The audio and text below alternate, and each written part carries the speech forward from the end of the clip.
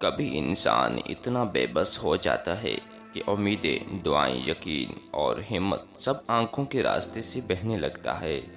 شک سے بڑھ کر کوئی مرض نہیں اور یقین سے بڑھ کر کوئی علاج نہیں۔ ہر گم شدہ چیزیں وہاں سے ہی ملتی ہیں جہاں وہ کھو جائیں، سوائے اعتبار کے جہاں وہ کھو جائے وہاں سے کبھی نہیں ملتا۔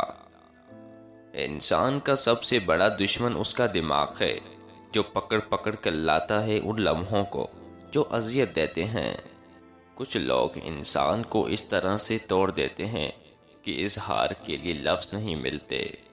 دل خاموشی سے بین کرتا ہے اور بے یقین آنکھیں نمی کے طوفان اٹھائے رکھتی ہیں۔ سمجھ نہیں آتی کہ گلہ کیا جائے یا بس خاموش رہا جائے، اور یہ تب جنگ اندر ہی اندر جاری رہتی ہے جب تک آتش فشاں کی طرح انسان پھٹ کے بکھر نہ جائے۔ ایک بڑے بزرگ کہتے ہیں، اگر گھر میں چپل الٹے نظر آئیں تو انہیں فوراً سیدھا کریں۔ جس گھر میں چپل الٹے پڑے ہوں اس گھر سے برکتیں ختم ہو جانے کے امکانات ہوتے ہیں۔